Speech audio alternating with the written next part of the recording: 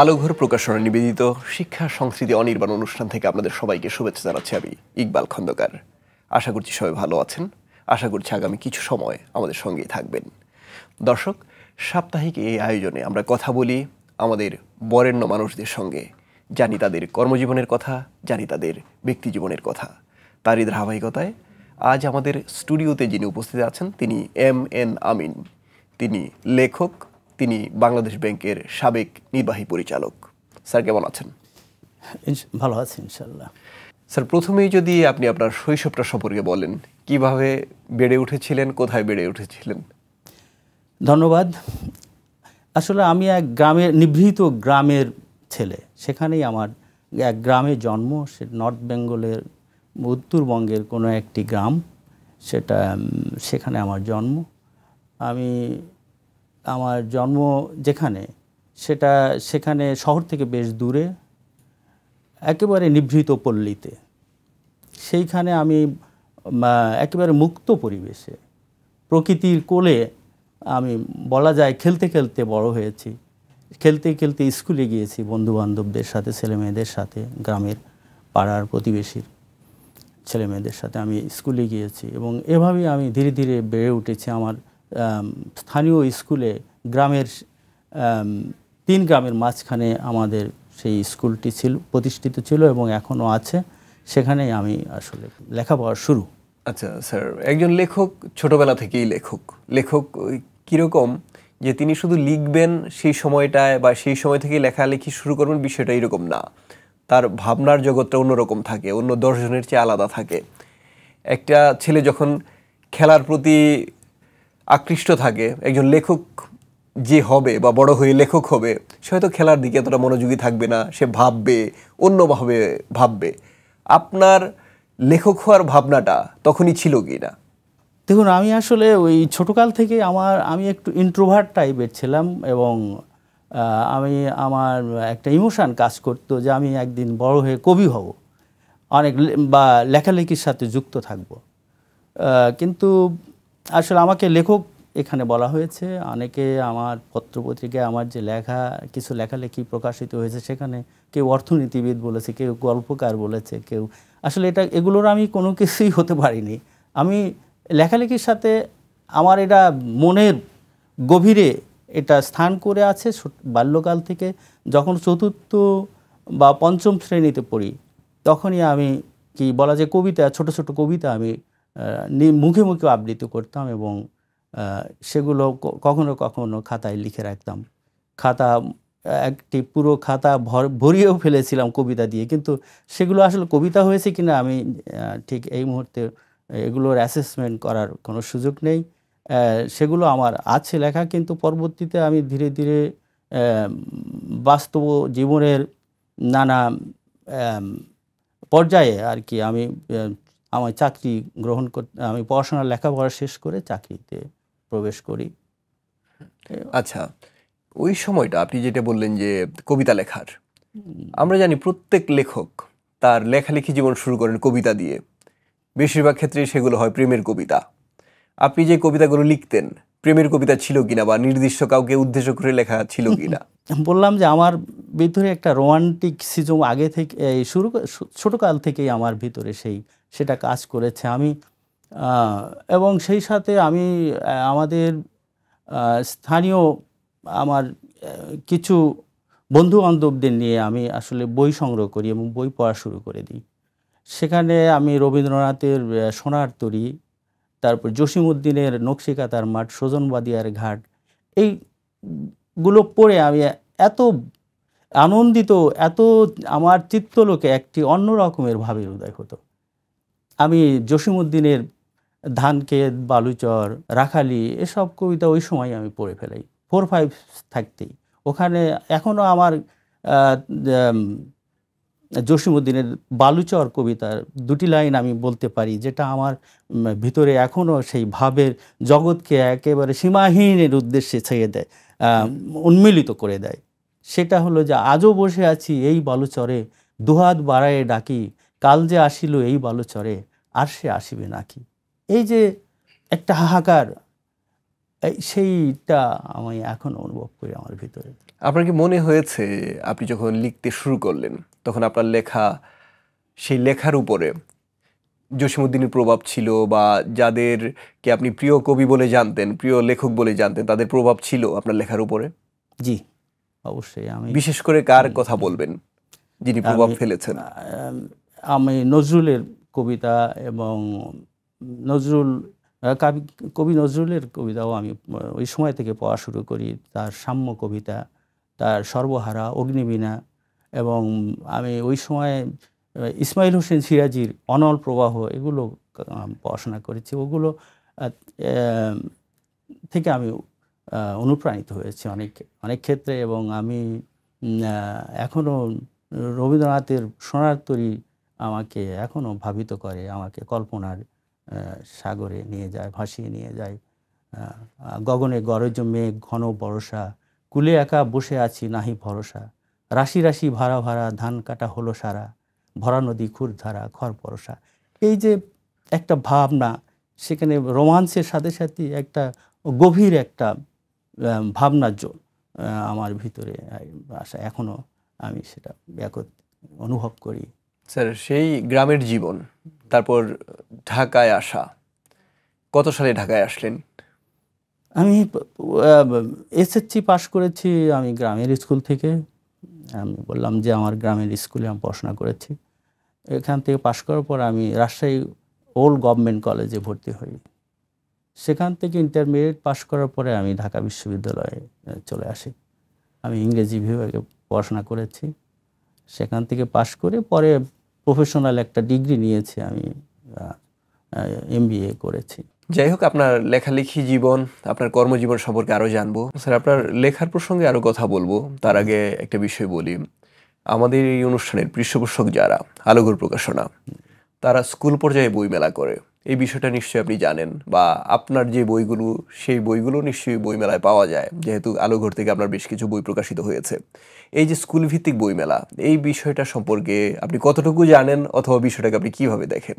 অবশ্যই এটা একটি খুবই গুরুত্বপূর্ণ বিষয় আমি মনে করি, এবং এটা আলোঘর প্রকাশনী যে উদ্যোগটা নিয়েছে, এটা কিন্তু সবাই নিতে পারে না সহজে। এবং আমাদের এই লেখা, এই যে বহু লেখক এখানে লিখছেন, তাদের লেখা একেবারে প্রান্তিক পর্যায়ে, remote corner of the country যদি বলি আমি, সুদূরে শত শত মেলা তারা করছেন প্রতি বছর। এই যে প্রচার এবং প্রান্তিক পর্যায়ে এগুলো পৌঁছে দেওয়ার কাজটা তারা করছেন। বই লিখে শুধু ঢাকা বেস্ট হলে তো চলবে না, এগুলো তো দেশের আনাচে কানাচে ছড়িয়ে দেয়া তাদের দায়িত্ব। এই দায়িত্ব তারা খুব নিষ্ঠার সাথে পালন করছেন বলে আমি মনে করি। অবশ্যই, এই জন্য তারা অবশ্যই ধন্যবাদ পাবে। আর আপনি ছিলেন অনুবাদ প্রসঙ্গে, যে আপনার খুব কাছের একজন আপনাকে দিয়ে অনুবাদ করাতেন, এবং সেই অনুবাদ যে আপনি শিখেছেন, বা সেটার প্রতি যে আপনার আগ্রহ, তার প্রভাব আমরা দেখি আপনার বইয়ে। আপনি বলছিলেন যে পরিবারের নাম ব্রন্টি, এই বইটি আপনার প্রথম বই প্রকাশের অভিজ্ঞতাটা কেমন ছিল? অনুবাদ প্রথম বই পরিবারের নাম ব্রন্টি, এটা হলো ব্রন্টি সিস্টার্স, 3 বোনের গল্প। 3 বোন সবাই বিখ্যাত লেখিকা ছিলেন, অথর ছিলেন, বিখ্যাত, সবাই বিখ্যাত। তারা প্রত্যেকেই যে বই লিখেছেন গুরুত্বপূর্ণ। শার্লট ব্রন্টির উইদারিং হাইটস, ইমিলি ব্রন্টির উইদারিং হাইটস, অ্যাগনিস গ্রে, এইসব বিশ্ববিখ্যাত মাস্টারপিস। এদের জীবন আর কি খুবই মর্মন্তদ এবং খুবই ট্র্যাজিক জীবন তাদের। এত বড় লেখিকা হয়েও তারা খুব কষ্টের বিরুদ্ধে তাদের জীবনযাপন, সেই বিংশ শতাব্দীর শুরুতে তাদের জীবন, সেখানে ইংল্যান্ডের জীবন, সেখানে অনেক কিছুই ছিল না, সেই কঠিন সংগ্রাম করে তারা বড় হয়েছে। তাদের জীবন কাহিনী এখানে এই বইটাতে আছে। এটা সত্যি খুব ট্র্যাজিক, এবং এই বইটা পড়ে এই বইটা অনুবাদ করে প্রকাশ করার পরে আমাকে তারা চোখের জল ফেলেছে, এইটা আমাকে জানিয়েছে তারা। এই যে অনুবাদ একটা শাখা আমাদের সাহিত্যের, অনেকেই হয়তো সেদিকে হাঁটতে চান না, আপনি হেঁটেছেন। তো মৌলিক লেখার বিষয়টাকে পাশে রেখে আপনি কেন অনুবাদের দিকে গেলেন? ঠিক বলেছেন। আসলে অনেকে লিখে বিখ্যাত হয়েছেন। আমি মনে করেছি যে আমি নিজে শুরুতেই কোনো কিছু না লিখে বরং যারা বিখ্যাত ব্যক্তি, যাদের লেখা আমার বৃহত্তর মানুষ বাঙালি সমাজের কাছে পৌঁছে দেওয়া দরকার। সেই জন্য আমি অনুবাদ করলাম। সেটা আমার আমার সেটা একটু জানা হলো এবং সেটা অনেককে জানাইতে পারলাম। এইরূপ একটা চিন্তা থেকে আসলে আমি অনুবাদের দিকে থাকলাম, যে তাদের এই মাস্টারপিসগুলো, ওয়ার্ল্ড মাস্টারপিস, এগুলো সবই, সেগুলো যাতে আমাদের বৃহত্তর জনসমাজ কিছুটা হলেও জানতে পারে, সে কারণে আমি অনুবাদে দিলাম। আমার নিজের কিছু লেখা রয়েছে, কিন্তু এখনও আমি সেগুলো প্রকাশ করিনি। আচ্ছা, আপনার কিছু বই আছে আমাদের সামনে, সেখানে একটা বইয়ের নাম তো বললাম, পরিবারের নাম ব্রন্টি, আরেকটা বইয়ের নাম আধুনিক মালয়েশিয়ার রূপকার তুন ডক্টর মাহাথির মোহাম্মদের জীবন কথা, অনুবাদ করেছেন আপনি।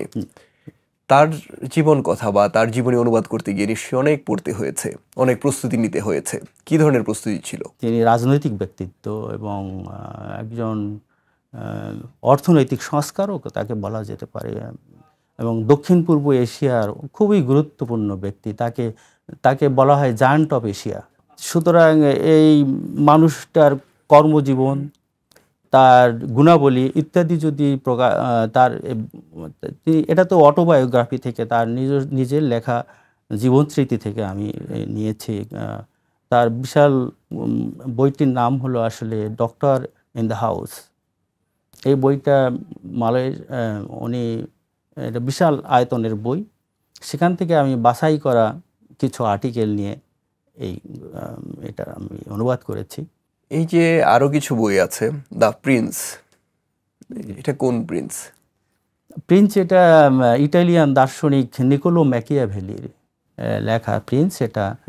এটা তো বিশ্বব্যাপী পরিচিত বই। এটা অনুবাদও খুব কষ্টকর, যদিও এটা বাংলায় আরও অনুবাদ রয়েছে, কিন্তু আমি মনে করেছি যে এটা মূলের কাছাকাছি আমি এটা যে ভাবনায় যতটুকু একে আনা যায় সেইভাবে আমি অনুবাদ করার চেষ্টা করছি, এবং সর্বাধুনিক তথ্য উপাত্তের ইনক্লুশনের মাধ্যমে আমি এটা অনুবাদ করে উপস্থাপন করার চেষ্টা করেছি। আপনারা দেখছেন আলোগর প্রকাশন নিবেদিত শিক্ষা সংস্কৃতি অনির্বাণ। আমাদের সঙ্গে আছেন লেখক এম.এন. আমিন। স্যার, আমরা তো লেখালেখি নিয়ে কথা বলছিলাম, কিন্তু আপনার বিশাল কর্মজীবন আছে একটা। ঢাকা বিশ্ববিদ্যালয় থেকে ইংরেজি সাহিত্যে পড়াশোনা করলেন, তারপর যে পেশায় ঢুকলেন সে সাহিত্যের সঙ্গে সেটার কোনো সম্পর্ক নেই। সত্য কথা বলতে আমি আসলে এ পেশায় আসবো এটা আসলে ভাবিনি। ভাবছিলাম টিচার হব, কিন্তু ঘটনাক্রমে আমি ব্যাংকার হয়ে গেলাম। সেন্ট্রাল ব্যাংকের চাকরি সবাই পছন্দ করে। আমার পরিবার, অনেকেই আত্মীয় বর্গ সবাই যখন চাকরি হয়ে গেল তখন তো আর উপায় থাকলো না, এভাবে আশা হয়ে গেল আর সেন্ট্রাল ব্যাংকের চাকরি। কিন্তু আপনার কি মনে হয় যে আপনার খুব একটা পছন্দের চাকরি যেহেতু এটা না, বা এই চাকরির কার্যক্রম যেটা সেটা হয়তো আপনার লেখক জীবনের সঙ্গে এতটা যায় না, আপনার কি মনে হয় যে আপনার লেখালেখি কিছুটা বিঘ্নিত হয়েছে এটার জন্য? আসলে এটা ব্যাংকের চাকরির সাথে এটা যায় না, এবং এটা বিঘ্নিত হয়। তবে যদি ইচ্ছা থাকে, মানুষের ইচ্ছা শক্তি হলো বড়। আমি চেষ্টা করেছি, তবে যেহেতু ব্যাংকের চাকরি আপনি জানেন যে সবাই খুবই ব্যস্ত জীবন, সকাল থেকে সন্ধ্যা পর্যন্ত মিটিং, তার ডেইলি যেসব কর্মকাণ্ড সবের সাথে জড়িত হয়ে থাকতে হয়। সুতরাং অবশ্যই সময় প্রয়োজন, মানে সাহিত্য চর্চার জন্য একটা নির্বিঘ্ন সময় প্রয়োজন বলে আমি মনে করি। তবু ইচ্ছা থাকলে ফাঁকে ফাঁকে কিছু কাজ করা যায়। কিন্তু আপনি বলছিলেন যে তাড়নার কথা, একজন লেখক তাড়না বোধ করেন লেখার, যে তাকে লিখতেই হয়, মাথায় একটা চিন্তা হয়তো ঢুকলো সেটা নামাতেই হয় মাথা থেকে। আপনি এই ব্যাংকের কাজগুলো যখন করেন তখন সেই ধরনের তাড়া বোধ করেন কিনা? ব্যাংকের এমন কাজ যে এখানে আসলে যখন ব্যাংকের কাজগুলোর ভিতরে আমি ঢুকে পড়ি তখন আসলে অন্য কিছু ভাবার সুযোগ কম।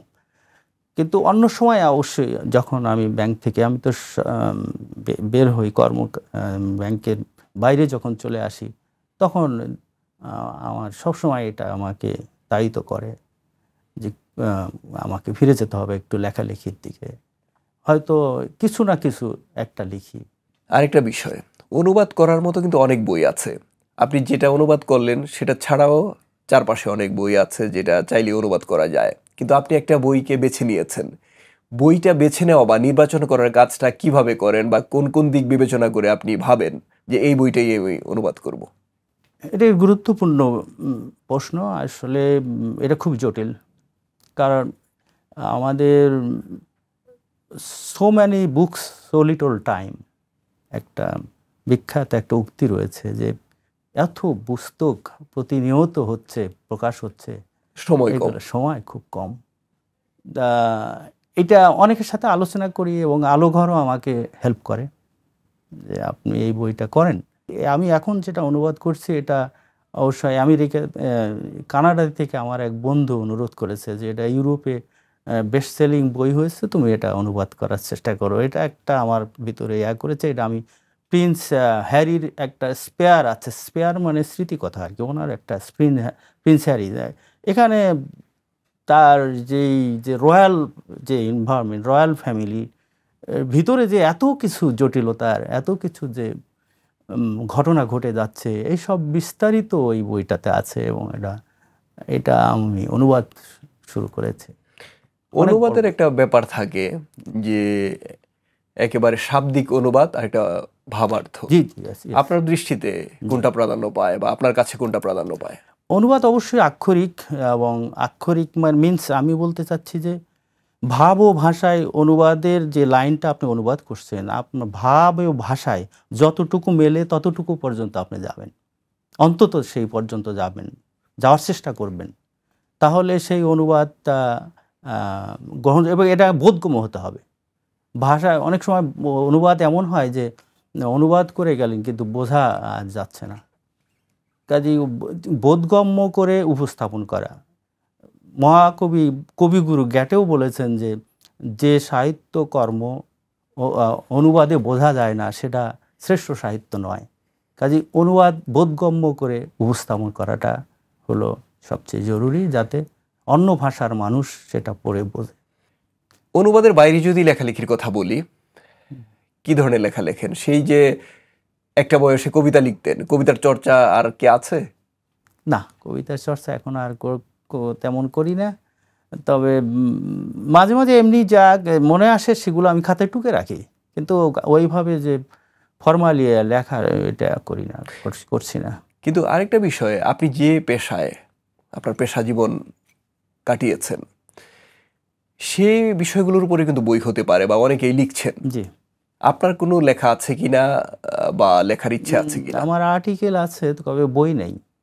আমার অর্থনীতি বিষয়ক, ব্যাংকিং বিষয়ক কিছু লেখা রয়েছে, পত্রপত্রিকায় জার্নালে প্রকাশ হয়েছে বিভিন্ন, কিন্তু বই আকারে হয়নি। সেগুলো হয়তো একসাথে করে কখনো প্রকাশ করা যেতে পারে। এই মুহূর্তে যদি আপনার পরিকল্পনার কথা বলি, একটু শুনবো।